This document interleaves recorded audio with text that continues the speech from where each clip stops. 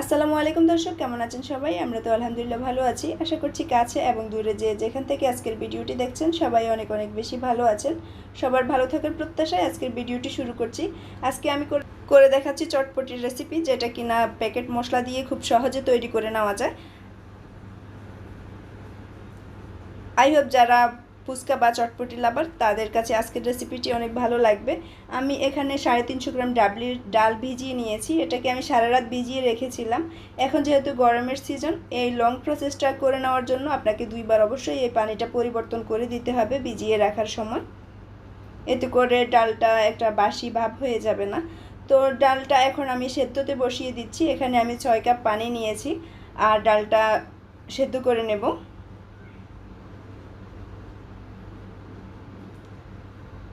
একটা ঢাকনা দিয়ে ঢেকে মিডিয়াম আছে এটাকে সেদ্ধ করে নিচ্ছি, এতে করে খুব দ্রুত সেদ্ধ হয়ে যাবে। অন্য আরেকটা হাঁড়িতে আমি মিডিয়াম সাইজের 4টা আলু আর 2টা ডিম সেদ্ধ করে নিচ্ছি। ডালটা আমার সেদ্ধ হয়ে গেছে, দেখতেই পাচ্ছেন এটা নরম হয়ে গেছে। আমি একটা ভেঙে দেখিয়ে দিয়েছি।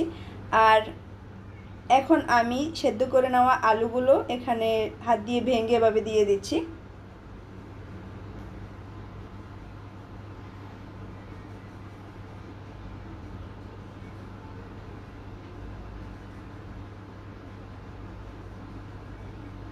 এই অবস্থায় ডালের মধ্যে কিছুটা পানির ভাব থাকবে, অর্থাৎ ডালটা একদম শুকিয়ে যাবে না। আমার চুলার আঁচটা এখনও কিন্তু জ্বলছে। যেহেতু আমি আজকে বাজার থেকে কেনা চটপটির মশলা দিয়ে আজকের চটপটিটা তৈরি করব, সেজন্য চটপটির একটা প্যাকেট নিয়ে নিয়েছি মশলার। একটা বাটিতে সবগুলো মশলাই ঢেলে নিয়ে নিচ্ছি।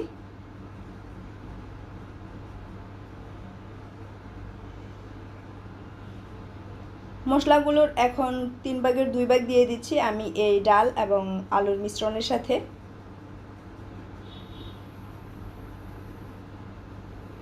এই মশলাতে কিন্তু লবণ দেওয়াই থাকে। লবণ যদি আপনারা দিতে চান সেক্ষেত্রে চেক করে অবশ্যই দিবেন। আমি আর এখানে এক্সট্রা কোনো লবণ ব্যবহার করিনি। ডালটা আমার পুরোপুরি মাখা মাখা হয়ে সেদ্ধ হয়ে গেছে এবং মাখা মাখা হয়ে গেছে, ঝোলটা কমে। এখন আমি চুলার আঁচটা বন্ধ করে দিয়েছি। এখানে আমি কিছুটা তেঁতুল ভিজিয়ে রেখেছিলাম আর এগুলোকে এখন চটকে নিচ্ছি খুব ভালো করে, অর্থাৎ তেঁতুলের মারটা বের করে নিচ্ছি। আর যে চটপটির মশলাটা আমরা রেখে দিয়েছিলাম সেখান থেকে অর্ধেকটা দিয়ে দিয়েছি আমি এই তেঁতুলের মারের মধ্যে। আর তেঁতুলের মারটা আমি ছেঁকে নিয়েছি মশলা দেওয়ার আগে।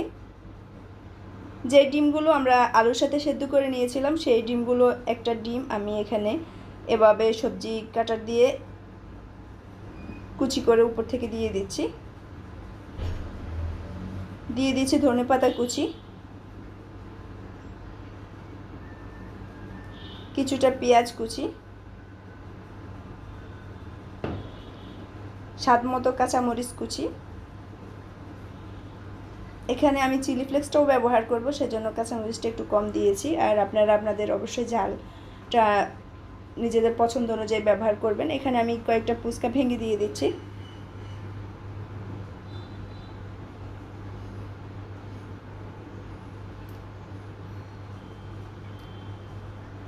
সব কিছুকে মিক্সড করে নিচ্ছি।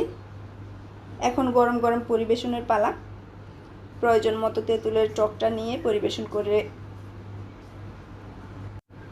নিলেই কিন্তু হয়ে যাবে। একটু একটু করে টক দিচ্ছি আমি, আর আপনারা আপনাদের পছন্দ অনুযায়ী টকটা ব্যবহার করবেন, বা যে যতটুকু খাবে ততটুকু নিয়ে এখানে ব্যবহার করতে পারবেন।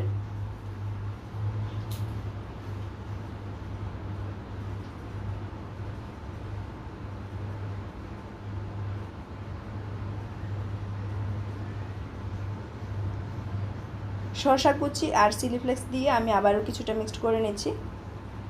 বাস তৈরি হয়ে গেল আমাদের মুখরোচক চটপটি। বাসায় যদি স্বাস্থ্যসম্মত উপায়ে এই খাবারগুলো তৈরি করা যায়, তাহলে কেন আমরা বাইরে গিয়ে অস্বাস্থ্যকর পরিবেশে এই খাবারগুলো খাবো?